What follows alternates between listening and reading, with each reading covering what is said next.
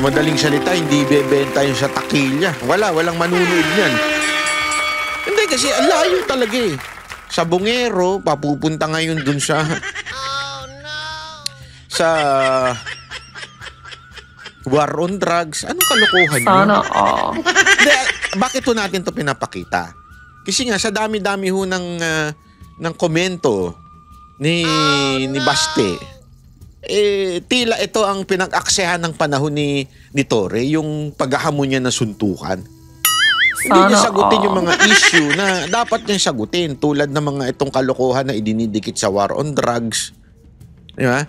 Ito yung mga kalokohan.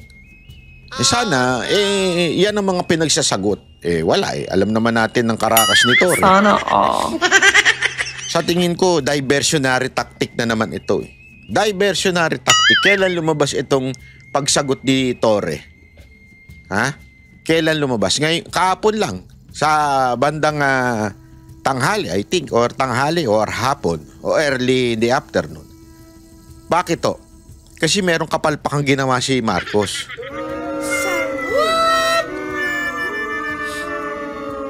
Sabi nga nung ibang mga political analysts, especially magagaling sa ekonomiya, para baga tayong binenta. Parang ganun eh. Yung ginawa ni Marcos na pinayagan niya yung yung from 20 na naging 19, di ba? Oh, bumaba ng 1%. Parang totoo, di ba? Yan ang yan ang totoo eh. Bumaba daw ng 1%. Parang wow, accomplishment. Pero grabe ho, yung tayo naman, yung ating tariff sa kanila o yung parang tax natin pag nag-import tayo, zero.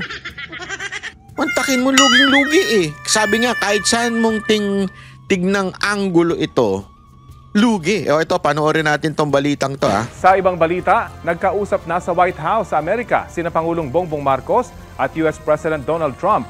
At may ulat on the spot si Sandra Aguinaldo live mula sa Washington, D.C. Sandra? Yes, Rafi, magandang tanghali sa inyo dyan. At dito naman po ay 11:31 p.m. na. At kanina pong 4:42 p.m.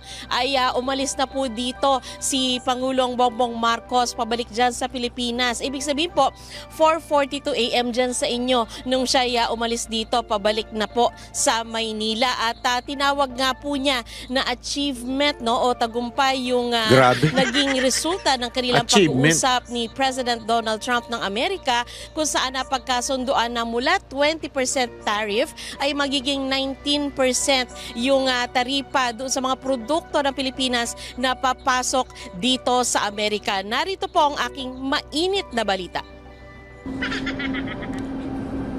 Pagdating ni Pangulong Bongbong Marcos sa White House, sinalubong siya mismo ni US President Donald Trump. Dito natanong si Trump kung ano ang mensahe niya sa Pilipinas. Sir, your message to the people of the Philippines. You love them. You think you'll get a deal done today, sir? I think we will. Matapos nito, nag-meeting na ang mga lider ng Pilipinas at Amerika sa Oval Office, kasama ang ilang matataas na opisyal ng dalawang bansa. Matapos ang pulong, agad na nag-post si Trump sa kanyang social media na Truth Social at sinabing 19% na lang ang tariff ng Pilipinas imbes na 20%.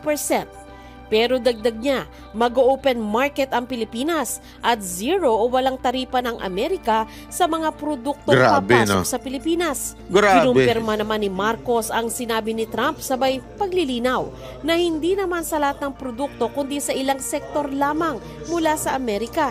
There were certain markets for they were asked to be open that are present that were not open. Yun po kasi ang problema. Maganda sana yung deal na inaano ni BBM kay Trump. Sabi niya, ang narinig lang ni ang sabi kasi ni patas tayo. Dapat kung 19% from 20%, di ba? So ganun din ng taripang ibibigay namin sa inyo. Dahil hindi masabi ng maayos siguro ni BBM kay kay Trump. Kaya tuloy, sabi ni Trump, 0%? Okay. Akala niya umuoo. Yung pala, gumaganon-ganon. Akala niya, yeah. So, pumayag. Nagkapirmahan tuloy. Gago! Hindi, alam mo, ito in art of negotiation, number 1 yan, you have to be clear. Hindi pwedeng mag-ano ka ng vague. Yeah? Dapat yan kaya lang, kung ito ang padadala mo, vague lahat yan. Pantakin mo ito, padala mo sa negosasyon. Hindi, alam mo, ito ako po, bago pa naging politiko si Trump, lahat ng apprentice na, alam mo yung TV show na Apprentice, sinubaybayan ko yun.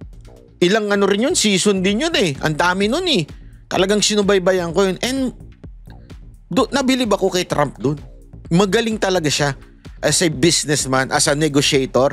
Nagagalit nga siya pagka yung mga apprentice niya hindi marunong mag-negotiate. Yung pumapayag lang basta-basta. Siguro dito, tawan-tawan ng tawa si Trump siguro dito. Tanginang yan Ang dali naman itong kanegosasyon. Walang ka-challenge. Hindi siguro sino sa inyo nakapanood ng Apprentice? Malupit si Trump makipag-negotiate. Kaya nga yung kanyang, di ba, alam nyo naman yan, mga taga-Amerika, na-bankrupt na si Trump noon. And yet nakabawi. And yet naging presidente pa. Ganyan kaano si Trump pagdating sa negosasyon. Paano siya makapag-negotiate sa tao? Isipin nyo ang pinadala ito. Wow, sakit sa ulo mo, Brad. The major areas that he said were automobiles. Because we have a tariff on American automobiles, we will open that market. Lalakihan din daw ng Pilipinas ang pag-i-import ng ilang produkto mula sa Amerika. The other side of that is an increased importation from the United States for soy products, wheat products, and pharma, actually, medicines, para makamura naman yung maging mas mura yung gamot natin. Tanong sa Pangulo, hindi kaya lugi ang Pilipinas dito? That's how negotiations go. Why it came up from 17 to 20 is an internal matter with the United States government. Ang pagbaba ng taripa para sa produkto ng Pilipinas na pumapasok sa Amerika, tinawag na achievement ni Marcos. We managed to bring down the 20% tariff rate for the Philippines to 19. Now, 1% might seem like a very small concession. However, when you put it in real terms, it is a significant achievement. Si Trump naman tinawag na beautiful visit ang pagpunta ni Marcos. Beautiful visit talaga. and we concluded our trade deal. Inan yun. Talagang beautiful visit yun. Mantakin mo pag tayo mag-i-export sa kanila, magiging from 20 naging 19. Tuwan-tuwa tayo, 19% na lang. Go! 19%, go! So 19% ang ipapataw na tax sa atin. Pero pag sila nagdala ng produkto dito, 0%. Abay, beautiful talaga kay Trump yun. Alam mo, hindi ko nga kung swerte talaga ang Amerika kay Trump at napakamalas talaga namin sa presidente namin.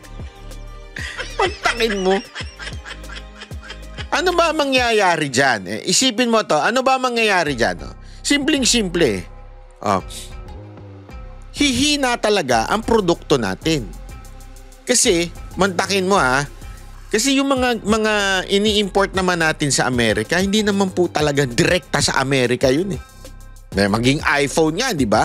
Dumadaan sa China yan Pero syempre, American brand, 0% sila, di ang laki ng kita nila, tayo, mababa. So hindi nabibigyan ng opportunity yung mga manggagawa natin dito. Kasi yung mangyayari, puro tayo import. Sa bagay, sa import, ang panalo dyan, yung importer. Sinong panalo dyan? yung mga nagbubulsa ng pera sa import. Diba? Yan ang panalo dyan. Naalala ninyo? Sa bigas at sa kung ano-anong produkto, dahil import tayo ng import, sino kumikita? Yung importer. At yung importer, alam naman natin, mga politiko, mga ilan dyan, at kumikita sila ngayon. Kasi mas mababa ang kanilang mas kikita ngayon etong mga importer na ito kasi wala tayong tax, open tayo eh. Madali, wala silang babayaran. Isipin mo yung mga produkto naman natin. Halimbawa, yung dried mangoes, alam niyo yun, di ba? Ini-export natin yun. Ang mahal ng babayaran natin, 19%. So, yung papatong doon, bababay tayo na 19%. So, hindi natin natutulungan yung mga produkto natin. Aside from doon, malulugi pa mismo yung sa atin kasi yung kompetensya, mas mura na. Wala nang tax eh. So, ibig sabihin, halimbawa, imported products coming from the USA, same lang ng presyo ng Pilipinas, yung mga produkto sa Pilipinas, ano bibilin mo? Alam mo naman yung utak natin, naku, imported yan, mas masarap yan, mas maganda yan, imported. Siyempre, bibilin mo ngayon yung imported. Papatayin mo ngayon yung mga negosyante natin dito, yung mga farmers natin, yung mga gumagawa ng produkto sa atin, papatayin mo ngayon. Akala ko ba, ang pangako mo nun sa atin, food security. Hindi pala. Yeah. So, mas lalong papatayin yung mga negosyo sa Pilipinas, yung mga nagpo-produce mula sa Pilipinas. Ganong katindi yan, mga kababayan. Kawawa. At ito matindi dyan, ha? Akala natin, tayo po ay naka-success. Sabi nga dito, success daw itong ginawa ni Marcos. May papakita ko sa inyo. Anong success? Ito ha, nung April, ito po yan eh. Announcement po ito ni Trump noon eh. April 7, publication date April 7. Nung April 7, magkano ang Philippines? Yung taripa na ibinigay sa atin, 17%.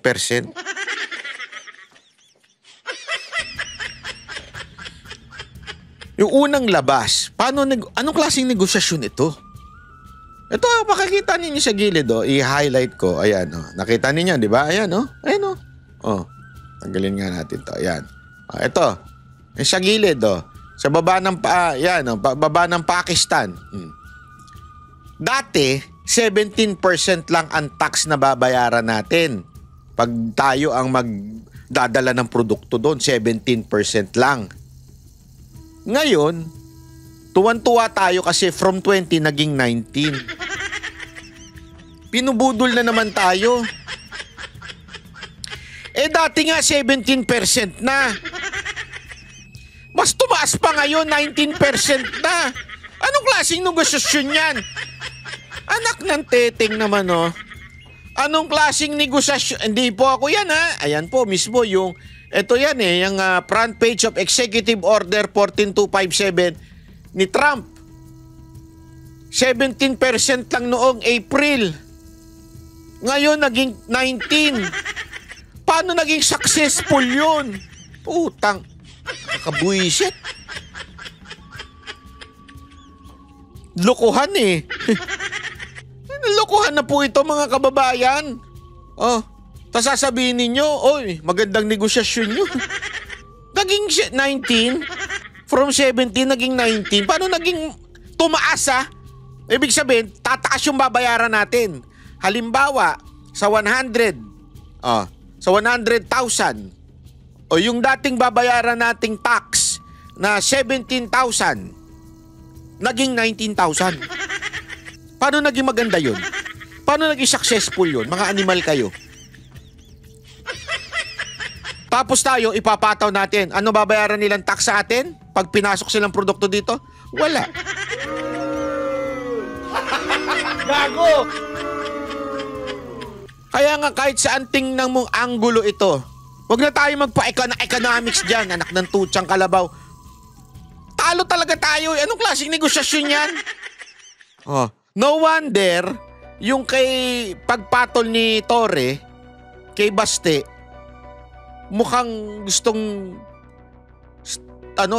i-divert yung issue sa kapalpakan ni Marcos.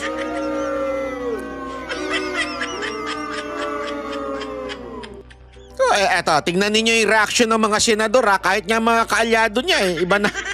Tila sobrang deado ang mga Pilipino. Ito ang hinaing ni Senador J.V. Ejercito sa napagkasunduang taripa sa pagitan ng Estados Unidos at Pilipinas, kung saan 19% na taripa ang ipapataw sa mga produkto ng Pilipinas na ipapasok sa United States, habang open market o 0% ang taripa sa US products na aangkatin sa bansa.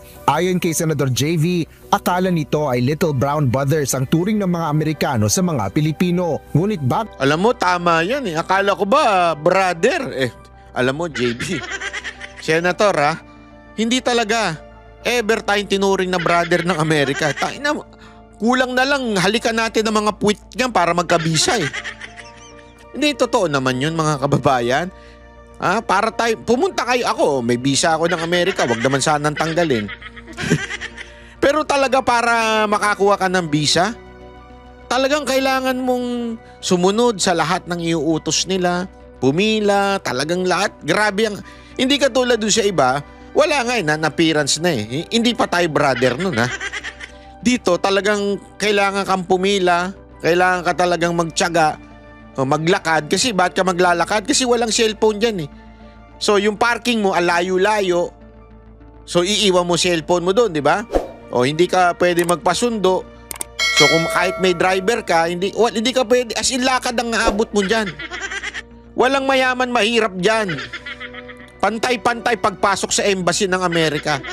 Ganun tayong ituring ng Amerika, pero brother ang tawag doon? Ay, pambihira. Yan ba ang brother? Hindi ko magets na yan ang brother Tama ka dyan, sir Parang bakit tila laging naiisahan sa mga ganitong usapan? Correct, naiisahan talaga yung perfect term. Tanya tila laging naiisahan ang mga Pinoy sa mga ganitong usapan. Aniya, sana ay gawing patas man lang kung tunay nakakampi ang tingin sa Pilipinas. Sinabi naman ni Senador Amy Marcos na kailangan pa niyang makita at mabasa ang buong kasunduan. Ngunit ayon sa presidential sister, kahit sinong tanungin, eksperto man o karaniwang tao, ang 19% na taripa para sa Pilipinas habang zero tariff sa US ay walang dudang hindi ito panalo para sa Pilipinas. Para naman kay Senador Panfilo Ping Lacson, ang mga naturang taripa ay hindi pinakapatas na kasunduan sa pagitan ng dalawang matagal ng magkaibigan o magkaalyadong bansa. Dagdag pa ni Lacson, ito ang pinakamalaking insulto ng isang host na bansa sa bisita nito at panahonaan niya para... Mga kaalyado yan pero may isang sip-sip lang. Hindi, may isang sumisip-sip Tingnan nyo. Tingnan ng Pilipinas ang ibang trade partners. Sa kabila nito, kinukonsidera pa rin ni Senador Vicente Soto III ang biyahe ni Pangulong Ferdinand Marcos Jr. na most fruitful o pinakamabunga at produktibong pagbisita ng presidente. Asher Kadap. So yun. Siyempre si Soto kailangan niya maging Senate President. Alam naman natin, napaka-importante ng basbas ni Marcos kung sino magiging Senate President. So, hindi makontra ngayon ni Soto. Ano sabi ni Soto? Successful! Sorry Senator Soto idol kita dati. Dami mong magagandang ginagawa sa Senado, pero bakit nag-iba ka na ngayon?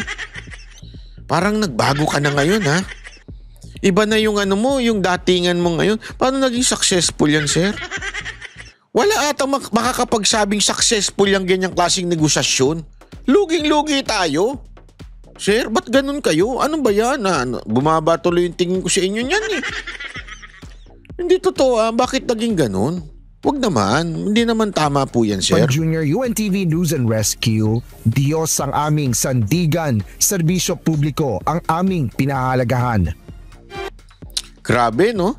Hindi, alam mo, ito maraming ang haka-haka kung bakit naging ganito ito. Maraming bulong-bulungan. Para daw tayong talagang hinawakan sa liig ng Amerika. Pero bakit? Ang dami tuloy haka-haka. Bakit ganun? Di ba? Dati nga ang haka-haka dyan is baka siguro may deal si Marcos na yung mga utang nila sa Amerika, di umano ay mapatawad na yung kasalanan nila sa Amerika, di ba? Alam naman natin yung nangyari sa kasaysayan, di ba? Baka ganun ang deal. Ngayon, mas lalo na. Alam naman po natin, di ba? Kasi, kung ikaw ay nasa tamang pag-iisip, from 17% naging 19%, lugi tayo doon. Tumaas lalo yung babayaran natin. What made us say yes to that? Isang tanong tuloy ng mga ilang kababayan natin at saka mga eksperto, may kinaugnayan ba ito sa kinasangkutan allegedly ng kanyang asawa doon sa pagkamatay ni Tantoco? Yun ngayon ang tanong ng taong bayan. Diba? Kaya ba tayo nagpalugi at kaya ba tayo hawak sa kamay ng Amerika is dahil meron tayong need na pabor? And maybe, yun sa tanong ng iba ito sinasabi ng iba, hindi kaya baka o di umano ay dahil doon sa cover up na nagaganap? Yun ang tanong ngayon Cover up ba ang dahilan? Kaming bahala dun sa kaso. Kami nang bahala dyan. Kaya naming ilusot si First Lady dyan sa issue na yan. Basta ito ang aming tasa natin lalo.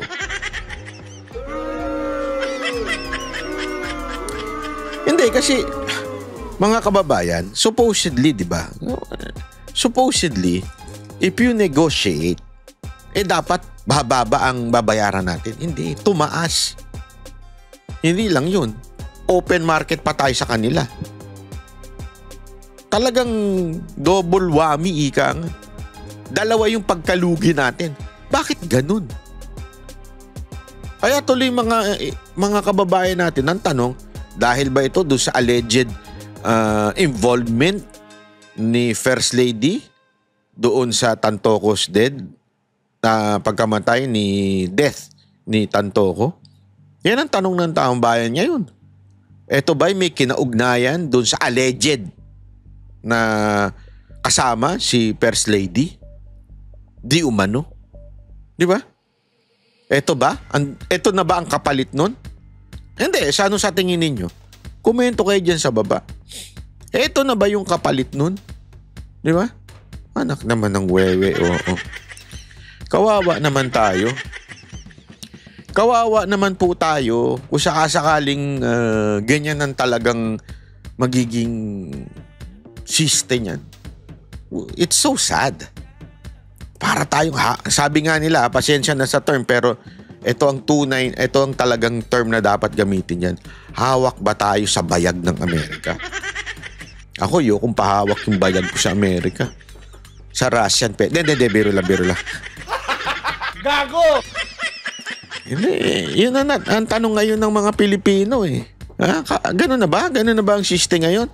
So, anything na hingin ngayon ng Amerika sa atin, kasi hindi lang ito dadagdagan pa daw yung EDCA sites. Ano palusot? Dahil daw sa mga nangyayaring bagyo. Ayun na naman yung Hindi nga natin nakikita yung sinabi nila noon na tutulong itong EDCA sites o gagamitin ang mga eroplano ng Amerika, etong mga sundalo, tutulong sa disaster na nangyayari sa Pilipinas. Pero itong negosyasyon na ito, dadagdagan pa daw. So, bakit ganun? Lokohan na wala nang nangyayari, lokohan pa. Wala nang nangyayari doon sa unang EDCA sites, dadagdagan pa. Anak naman ng tutsa yan, Ano ba? Talaga bang bubudulin tayo paulit-ulit? Bakit talagang tila hawak na tayo sa bayag ng Amerika? Tapos ang tahimik na mga pinklawan, Ang tahimik na mga aktivistang mga ulul na mga terorista. Dati, pag ganito, mga tuta ng Amerikano, tuta ng Amerikano, tuta ng kano, ganun.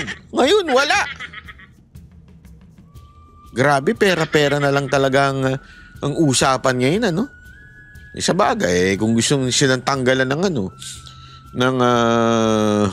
ng budget, wala mangyayari, di ba? Kawawa. Sana lang po kawawa naman po tayo mga Pilipino kung ganito ang mangyayari sa atin. Hay nako. Anyway, ito pa ha. Papakita natin itong kasi may isa pang issue. Ito, napaka-importante ito. Sabi ko kasi sa inyo, etong tanginang isabong na ito, paulit-ulit ko na lang ito sinasabi. Ako, against talaga ako dyan. Pero, nakakakita tayo ng ibang bagay. Tila itong isabong, ikinokonekta talaga kay Duterte. Pakita ko sa inyo itong article na, fake news article ng Vera Files. Kakahiya itong Vera Files na to. Fake news talaga. Ayan Who were the godparents of Isabong ang title. Ayan, nakalagay na. Rodrigo Duterte turned government into one national gambling machinery by making Isabong a state-enabled enterprise. Bakit daw? Ito, papakita ko sa inyo ha. The House of Representatives approved the total legalization of Isabong on December 9, 2020. Who was the Speaker of the House? It was Cayetano. Alam natin yung time na yan, di ba? Talagang Duterte Cayetano yan He was no political opposition leader. On the contrary, ayan he was close. Rodrigo Duterte devoted to the point of servility. He once bowed in, ayan nakasulat na. So talagang idinidikit sa Duterte itong isabong na ito. Di ba? Napaka-obvious. Noong una, pinakita natin yung kay Atong Ang. Idinidikit si Atong Ang kay Pangulong Duterte. This time, si Cayetano naman. Idinidikit kay Duterte. Dahil alam naman natin, ka-partner niya, President and Vice President, tumakbo yun ng 2016. So, idinidikit talaga. Pero ang matindi dito, fake news po ito, mga kababayan. This is fake news. Fake news. Nakakahiya ang Vera Files. Vera Files, kayo pa naman ng fact-checker. Hindi, pero kayo nagpapakalat ng fake news. Ayan alinaw. The House of Representatives approved the total legalization of Isabong December 9, 2020. Who was the Speaker of the House? Alan Peter Cayetano. Papakita natin mga kababayan ipapakita natin. December 9, 2020. Punta tayo ngayon Punta tayo ngayon sa Wikipedia. Ito, pakita natin. Ayan. Wikipedia. Mali. Sorry. Hindi pala ito. Sorry. Chatomate. Ito pala. Sorry. Hindi yan. Hindi, tama. Ito nga. Yan nga. Sorry. Yan. Yan 18th Congress. Kita natin. Ano malinaw dyan? Ano kasulat? Ayan Alan Peter Cayetano until October 13, 2020.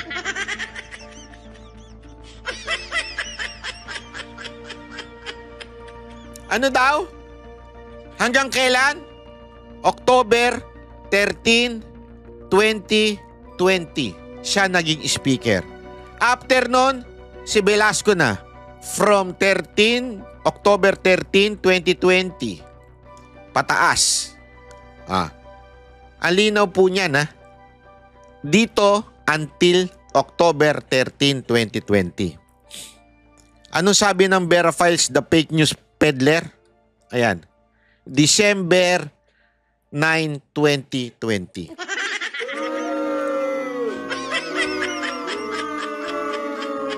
Vera Files, napaka-fake news yung animal kayo. Ang linaw-linaw. Oh. December 9, mas late pa yan. Mas nauna. October 13, bumaba na sa posisyon si Senator Cayetano. As a matter of fact, may kwento nga dyan eh. Kahit itanong nyo sa kamera, isa sa mga dahilan kung bakit natanggal si Cayetano ay dahil sa ayaw niya, galit siya sa isabong. I-google ninyo. Napakarami ho. Napakaraming instances na siya po ay against sa isabong. Kaya nga po, ito baka sabihin ninyo, niloloko ko kayo eh. Ha? Ang dami po niyang mga lumabas. Na galit po siya sa sabong. Oh. Ayan oh. Wait lang ha. Ito. Dito, July 2024, inulit niya. Ito, pakita natin. Ayan, inulit niya. Reiterates, call to ban all forms of all. Lahat. Okay? Lahat po ayaw niya. Kaya nga, sabi ko nga sa inyo eh, malinaw po eh, na ayaw po ni Cayetano. Ito pa, pakita ko pa sa inyo. Para lang sa kaalaman ninyo. Ayan Alan Cayetano wants online gambling stop. Yan po talaga si Cayetano. Alam naman po natin dahil nga siyempre, 'di ba? Christian nga po yan si Cayetano. Naturalmente ayaw niya talaga ng gambling. Tulad po natin, ayaw din natin ng any form of gambling. Tapos ang ilalabas ng Vera Files, ang pinuno, ito Godfather Ang sinabi dito, Godfather. Who were the God, actually hindi nga Godfather, Godparents, marami daw. Ayan Rodrigo Duterte. Sa pamamagitan ni Cayetano. Kita mong fake news, ito yung nagsulat nasa kanan. Sir, hindi po ba kayo marunong magbasa? Mag-google, mag-research? Kasi alam mo kung bakit. Etong si Antonio, is a Europe-based Filipino social anthropologist, heritage and activist. Ayun na, alam na natin. Una-una, taga-Europa. Tapos pa-activist pa. Tapos nasa Vera Files. Alam na natin karakas niya mga ganyan, di ba? Kaya nga dito, magtataka ka. Kung bakit idiniin yung issue kay Atong Ang, yung isabong, yung pagkawala ng mga sabongero, na iko-connect si Atong Ang kay Duterte, this time si Cayetano naman ang iko-connect doon sa isabong. Kasi si Cayetano ay supporter ni Pangulong Duterte. At that time, talaga nga namang matindi ang closeness ni Cayetano kay Pangulong Duterte. Pero fake news po mga kababayan. As a matter of fact, yan ang isa sa mga kinatanggal ni Cayetano bilang speaker. Walang kinaugnayan po yan kay Pangulong Duterte. Remember, malayo ang house, talagang medyo mahirap diktahan kasi sa sobrang dami. So ang hari talaga dyan yung speaker. So pag hindi ka kursunada, alam naman natin, daming congressman involved sa isabong. Si Cayetano. Di ba? Ay, alam nyo mga kababayan, sana mapagmatsyag po tayo kasi uulit-ulitin ko, etong issue ng isabong na ito, kokonekta ito kay Pangulong Duterte. Etong isabong na ito, talaga nga namang ito, isa sa mga gagamitin nila. Ginamit na nila yung Pogo di ba? Kay Duterte. Gagamitin pa nila itong isabong na ito kay Duterte na naman. Para lang matanggal nila yung kakumpetensya nila. Kasi remember if they are really against isabong, hindi lang dapat yung kay Atong Ang. Ang dami pa pong isabong dyan na hindi lang kay Atong Ang. Bakit ang pinupuntirya lang kay Atong Ang? Bakit yung witness kay Atong Ang lahat na Hindi ko pinagtatanggol si Atong Ang. Linawin ko lang. Ako, lahat ng online gambling dapat matanggal sa Pilipinas. Lahat. Kasi yan ang salot sa Pilipinas. Hindi ko ipagtatanggol yung mama na yan. Ang akin lang, nakaamoy ako na gusto lang nilang tanggalin itong si Atong Ang sa kapangyarihan, one, dahil sa kakumpetensya sa negosyo. Maaring may ilan dyan na nandun sa kabilang kampo at gusto lang nilang eradicate itong si Atong Ang. Second, maybe talagang ginagamit nila, actually hindi lang maybe, totoo talagang ginagamit nila itong issue kay Atong Ang, kay Cayetano para idikit ng idikit kay Pangulong Duterte. Para pasamain talaga ang mga Duterte. Napaka-obvious, ang pangit ng script nyo. Yan nga sinasabi ni Baste, ang pangit ng script nyo. Mahiya-hiya naman kayo.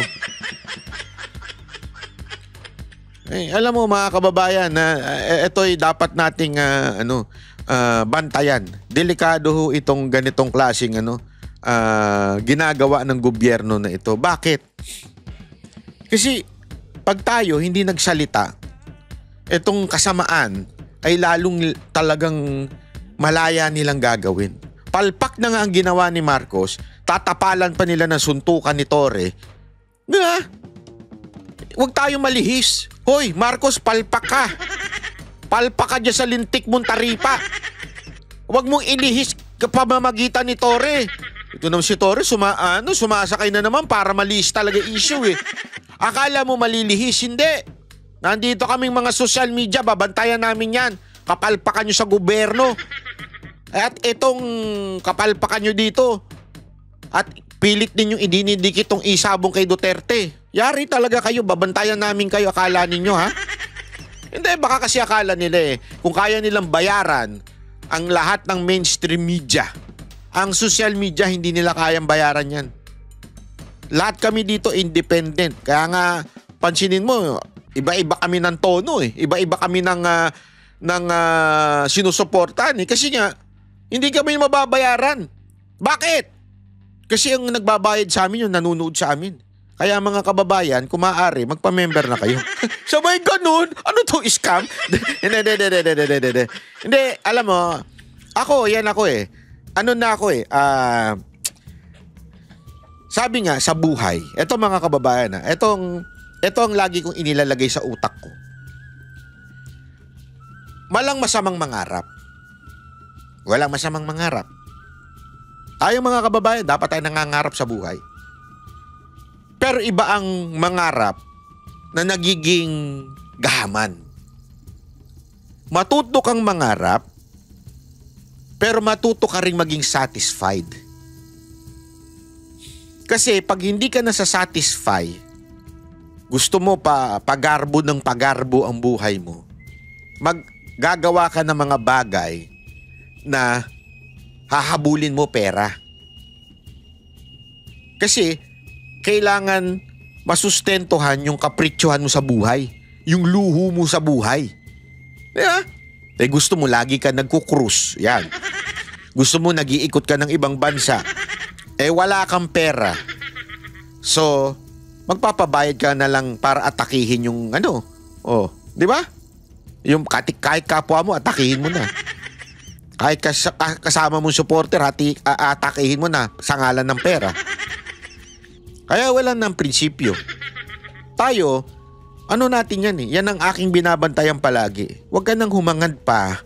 Maging masaya ka na kung anong meron ka. Be satisfied. You dream dreams. Walang problema yun. Pero, be satisfied sa mga bagay-bagay. Di ba? Para hindi ka naghahangad ng pera. Tuloy yung prinsipyo mo na sisiraan, nabubutas. Dahil nga sa paghangad mo ng malaking pera. Kaya nga ako, paulit-ulit ko sinasabi, tayo dito sa social media, sa YouTube lang tayo kikita. Sa mga views at dun sa mga supporter natin na gusto pang sumuporta, pwede kayo magpa-member dito. Di ba? Membership. Yung membership dyan, para kayong nagpe-pledge ng monthly doon sa vlogger. Again, libre lang naman po mag-subscribe, mag-share, libre yan. Pero kung talagang gusto ninyong maging independent yung mga vlogger, suportahan ninyo through membership. Merong membership dyan at yan, legal po yan kasi dumadaan po yan sa YouTube, nagbabayad po ng tax yan sa Google at nagbabayad kami ng tax sa Amerika. Kasi Google po is American So binabayaran ho natin yung tax na yan. Mahigpit po sila pagdating sa tax. Matik na yan. Pagbigay sa iyo, wala na yung tax mo. Ibig sabihin na, bayaran mo na. So dito, mas maganda. Kaya ako, wala akong pakialam. Hindi ako tatanggap sa iba dyan sa mga nasa paligid na yan. Problema nila yan. Bahala sila dyan. Basta tayo, masaya na tayo sa views at saka sa mga sumusuportang supporter natin na nagsusubscribe at nagpapamember. Subscribe, walang bayad. Pero kung gusto nyo sumuporta, membership, click nyo lang dyan. Okay? Magandang araw sa inyo! Kayo ba ay handa na? Are you ready to rumble? Grabe grabe. Gusto kong sanayin yan. Practicein. Ako ang mag-host. Gusto ko yan, gusto ko. Sige. Halimbawa, tayo daw ay nandun na sa sa ring. Yan na. Ito. Ready. Ito. Wait lang, chotomate. Are you ready to rumble? Ayan, gusto ko yan. Ayan. Sana talaga magkatuluyan to. Na makaganti naman kahit konti. Hindi. Makaganti na kasi ito mga nakaraang araw nag-absent tayo sa social media at least kung magkakaroon tayo ng mga ganyan topic hindi maganda ilalive natin nandito makabawi. Yun ang ibig ko sabihin. Kayo naman ayun naman sa sama ng isip ninyo anyway, sana talaga matuloy po yung inaantay nating title bout. May mga ganyan ba tayo no? Hindi, alam mo kasi mga kababayan, it's about time, di ba? Kasi alam naman natin, hindi patas, di ba? Hindi patas ang eksena pagka ang lalabanan natin yung legal na bagay. Hindi, alam mo naman lugi-lugi tayo ngayon kasi itong nangyayari sa bayan natin talaga nga namang alam mo yun, medyo lugi. Pag oposisyon ka, talagang dali ka Kaya nga ngayon, maganda ito. Ito po may gumawa po nito, sinend sa atin. At ito ipapaskil ko na dito. Ayan Abangan natin yan Ang ganda siguro ng mga mangyayari dyan At least makikita na natin ang napakaraming tattoo ni Baste. Ay! Ang talap! Ang talap! Di ba? Kaya alam, pwede ba naka-t-shirt na lang si Torre? Gago! Kasi medyo parang hindi ko ma-imagine Parang yun. Di ba? Alam naman natin, ang kahawig ni Torre, si Diwata, di ba? Para mai-imagine mo, si Diwata hindi nakadamit Pangit naman tignan, pagkagayon. Di ba? Anyway, eto na nga po. Ano ba pinagsasabi mo, Banat Bay? Hindi, kasi nga, nung isang araw, naghamon si Baste. Ang dami niyang komento na binitawan dito kay kay Torre, di ba? So, ngayon, ang dami ngayon binitawan ni Baste na banat kay Torre. At ang narinig lang ni Torre, ang narinig lang ni Torre ay yung paghahamon ni Baste na suntukan. Ang daming banat ni totoo yan. Ang daming banat ni Torre ni Baste kay Torre, pero yung suntukan lang ang kanyang sinagot.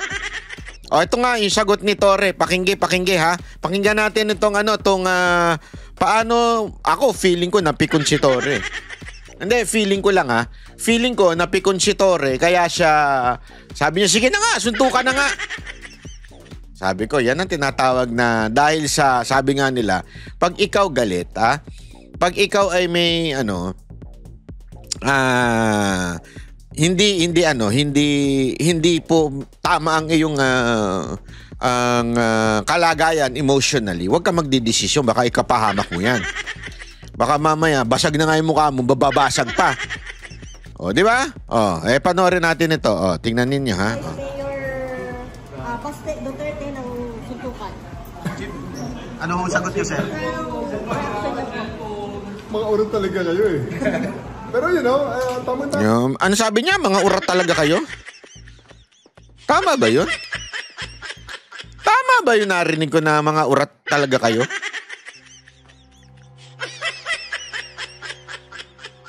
Hindi ko masyado eh. Malabo yung pagkasabi niya. Dahil marami ang nasalanta ngayon ng bagyo at baha. Maybe we can use this moment or this opportunity for to raise funds in a charity boxing match. This coming, kung para mabilis, this coming Sunday sa Araneta. Agad-agad? 12 rounds. Pwede. 12 rounds sa suntukan para maganda. At para medyo marami-rami ang ma-raise natin. Siguro you can find sponsors. Per round, may mag-sponsor. So, let's place their merchandise before each round. So, 12 rounds para medyo marami-rami ang... Yun, 12 rounds. Pero sir, ang tanong natin dyan, ito tanong ko lang naman, aabot ba kayo ng 12 rounds? Ha? Sabi nga nung isang post na nakita ko, unang round pa lang, tapos na, di na kaya. Second round, di na kaya. 12 rounds pa kaya. Sa tingin ninyo, fearless forecast, hanggang anong ilang rounds lang ito si Torre kung ilalabang kay Baste? Hindi ako sana talaga, ito, maaring nakakatawa ho ito, pero sabi ko nga, grabe no? Si Torre mapagpatol din talaga eh. Wala din eh. Hindi, pero alam mo Torre, hinamong ka ni Jay Guevara, kayo na lang dalawa daw. Sino mas gusto ninyo? Si Baste o si Jay Guevara na lang pumatol dito kay Torre? Ako mas gusto ko si Jay Guevara. Pero sir sana mas maganda mas maganda, walang gloves. Yung MMA style. Yung talagang MMA, alam niyo siguro yung MMA, di ba? Yung may kasamang sipa, wrestling, lahat. Mix martial arts. Kaya nga MMA eh. Tapos walang gloves. Talagang nakapaalang. Anyway, maganda 'yan para at least magkaalaman talaga kung sino ang matikas. Wag na yung boxing na may gloves, wala 'yun. Baduy 'yun eh. Pacquiao lang 'yun eh. Okay kay Pacquiao 'yun kasi alam naman natin professional boxer si Pacquiao, 'di ba? So okay ang boxing na ganyan, 'di ba? Pero pagka yung mga hamon ng ganyan, dapat MMA style yan. Walang referee. Nasa loob lang kayo, bahala kayo, iwan kayo dyan. Sana ganun, di ba? MMA style, hindi yung merong may daladala kayong tapos pwedeng magtapon ng towel pagkatalo na. Sana walang ganun. Sponsor, marami tayong may raise na pondo. Sir, can you give us a background? Ang hilig talaga nito siya sa pondo, no? Si Torre, hilig talaga niya sa pondo. Basta pera pinag-usapan. Parang ang bilis niya, no? Pondo kagad. Hindi, ang tuloy ng ang pag-iisip niya eh.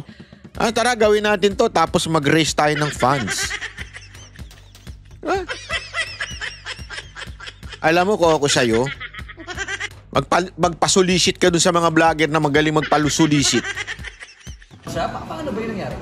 Well, I was informed at nakita ko rin sa social media na naghamon siya ng suntukan. And sa atin naman, whether it's serious or not, sa atin, let's just put this on a better use. Kung yan ang gusto niya, madaling pagbigyan yan, boxing na lang para madaling i-set up. At gawin natin this coming Sunday, 9 o'clock. I'll be there in Araneta. I'll ask Araneta to set up a boxing ring. Hopefully, they will oblige. Kung wala naman, di maghanap tayo lang kung saan gym ang gusto niya. Pinapatulan, I just see this as an opportunity para makatulong sa ating mga kababayan. Kaya nga, sigurado maraming sponsor nito and everything that, all the proceeds that we'll raise, we'll donate to charity. Ako, I'll donate to charity kung ano man ang part ko rito. At para sa mga nasalanta ng bagyo at baha. Naks naman. Parang good boy pa dating niya ngayon. Galing! Galing mo! Basta walang bodyguard Baka mamaya, dala mo yung buong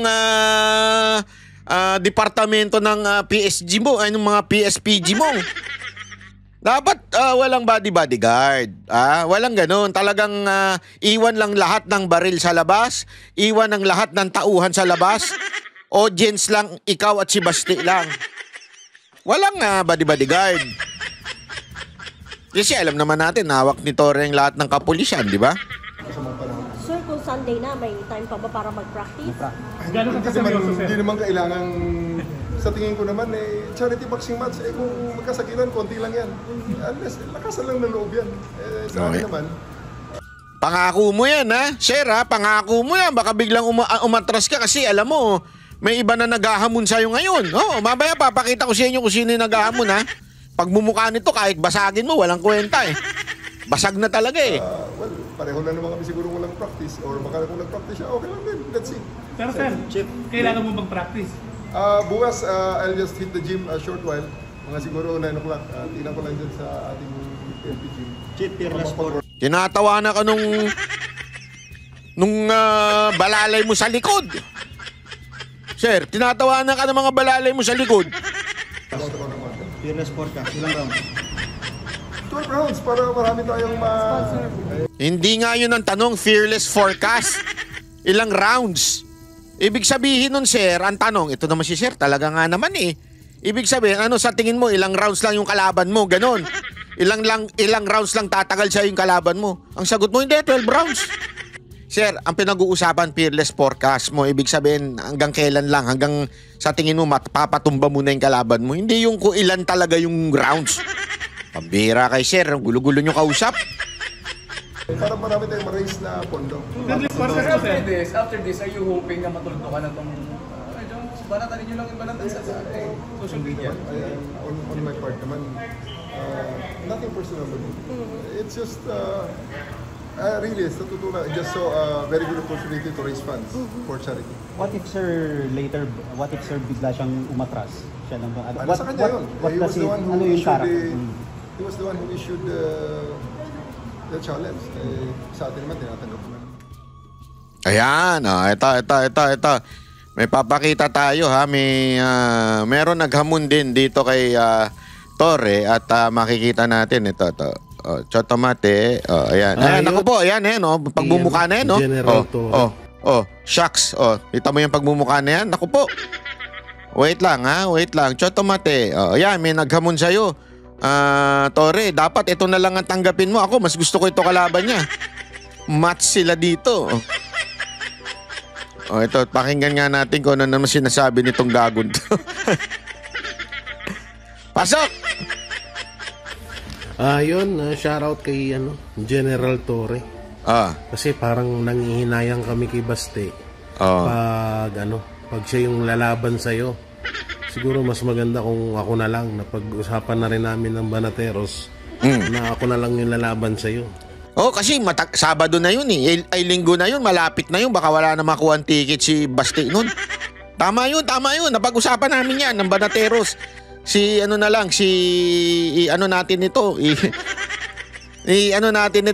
I-push natin ito kay Torre. Hindi kasi syempre, di ba? Di ba? Syempre naman, masyado nang late eh. Sunday na yun eh. Daming appointment ni Basti eh. Papasagutin pa. Ito na lang, nandito na sa Maynila ito. Gusto mo, pumunta na ito ngayon na rin sa Araneta. Mag-antay na lang sa'yo dun. Kahit pa paano naman tsaka yung unboxing gusto ko yung sa UFC ba? Yun. Para mas maganda. Andali, baka naman fried chicken yung baka mukbang yung sinasabi mo. Ano UFC? UFC fried chicken? KFC pala yun. Mali. Sorry. KFC pala yun. Iba pala UFC. MMA ang gusto nito. Yung walang gloves. Mas mababasag ko yung mukha mo. Nako po! General Torre, shoutout. General Nicolas. Nicolas, ano ba yan? Nakalimutan ko pangalan mo. Basta Nicolas! Yung Nicolas Torre. Yun. Tayo na lang dalawa maglaban. Huwag na si Basti. Hindi mo ka-match yun. Nako! Ayun na nga. Huwag na daw si Basti. Nako po, paano po ito? Sir, boss, general, anong gagawin natin? Ito na lang daw maglaban. Kayo na lang. Hindi tama nga naman siya. Hindi naman sila match ni Baste, di ba? Una-una, ang pogi-pogi ni Baste. Yeah? Ang ganda, ang kinis-kinis, ang puti-puti. Kinis ng kutis, sarap gasgasin, di ba? So hindi sila match. Kung masusugatan si Baste ng bahagya, tapos ikaw bahagya din, ang layo. Wasak na yung mukha mo, mauwasak pa lalo. Si Basti, ang ganda ng kutis nun. Ang ganda pa ng katawan. So, hindi kayo match. Eto, match kayo nito. Pareho kayo ng karakas na mukha nito. Pareho kayo ng karakas na mukha nito. Eto to. Para tinan nyo itsura. Di ba? Itsura pa lang, pareho na sila ng karakas na mukha ni ano. So, kahit magkabasagan kayo ng mukha nito, walang sayang dito. Sus. Hindi sayang ang pagmumukha nito kung sakali masugatan. Baka nga madagdagan pa ng pogi points eh. Hindi kasi alam mo, may mga ganyan eh. Yung pagkalalong nasusugatan yung mukha parang si Robin Padilla, di ba? Dati talagang may band-aid pa dito. Lalong pumupogi habang nasusugatan ng mukha. Parang ganito eh. Kasi yung mga katulad ni Baste, pagka nasugatan ng mukha, sayang parang kinis ng puti. Sayang naman ng kutis ni Baste, ganun. Dito, pag nasugatan mo ka, bagay yan, puro sugat dyan. Hindi, kaya nga, Tore, maganda ito na lang si Jay Guevara. Kayo na lang. Di ba? So, sana. Anyway, alam nyo mga kababayan, ito lang sa totoo lang, medyo sabi ko nga, sa dami-dami ng sinabi ni Baste, okay? Sa dami-dami ng sinabi ni Baste, ang napuntirya nito ni Tore ay yung tungkol dun sa hamunan ng suntukan. Hindi, alam mo ang haba noon, yung sinasabi niyang ito, papakita pa ako sa inyo ha. Ito, papakita ko sa inyo to. Maganda ito eh. Ito yung isa sa mga komento niya. Okay? Tungkol sa mga, alam mo yun, sa mga buto-buto nung sabong. O, di ba? Alam naman natin, isang namumuno dyan etong si Tore din, di ba? Eto. Tungkol sa sabungero. Di ba sinasabi ko sa inyo, halata yung script eh. Taal Lake. Pwede naman dyan lang sa bakod ng kung saan kanina, Taal Lake mo. Sabi ko, wadramo. May Taal Lake. Kung ako may tapon akong patay dyan na lang sa sauce. Di ba? Taal Lake. Nakasako pa. Stop fooling us. Then more relax. Nako. Sabungero na naging war on drugs. Na naging war on drugs ang pangit na palabas nyo. Ang pangit talaga. Kung sa Rotten Tomatoes yan, 15%. Kung sa IMDb, maybe IMDb is much more mainstream. 4. Wala. It's not a good movie. I'm telling you.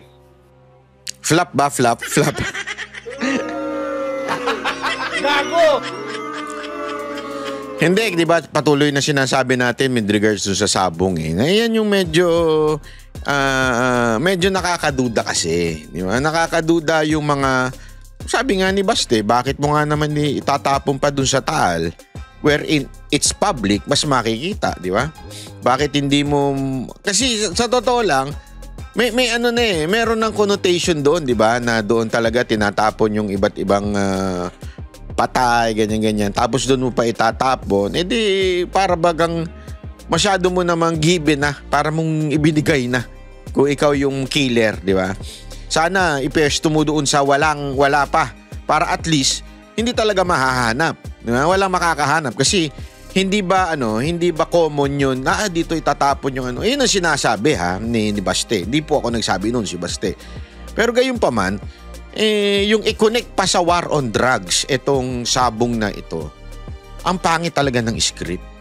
Ang pangit talaga ng script. Kung pelikula nga daw yan, alam niyo yung Rotten Tomatoes, yun yung talagang pag nag-review ng movies, kung gusto mo talagang malaman na yung totoong review, kasi alam naman natin yung ibang review, paid review yan eh.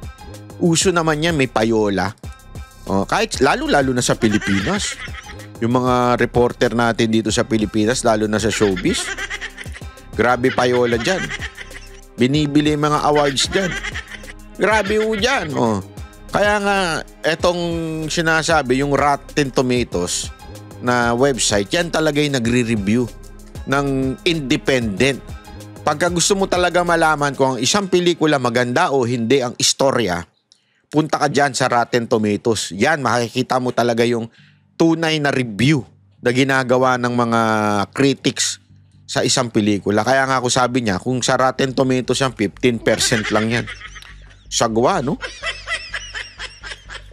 Sa madaling salita, hindi bebenta yung sa takilya. Walang manunood niyan. Hindi kasi ang layo talaga eh.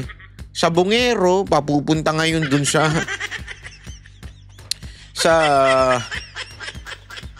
War on Drugs. Anong kalokohan yun? Hindi, bakit to natin to pinapakita? Kasi nga sa dami-dami ho ng komento ni Baste, tila ito ang pinag-aksehan ng panahon ni Torre, yung paghahamon niya ng suntukan. Hindi niya sagutin yung mga issue na dapat niyang sagutin, tulad ng mga itong kalokohan na idinidikit sa war on drugs. Di ba? Ito yung mga kalokohan. Sana, yan ang mga pinagsasagot. Wala eh. Alam naman natin ng karakas ni Torre.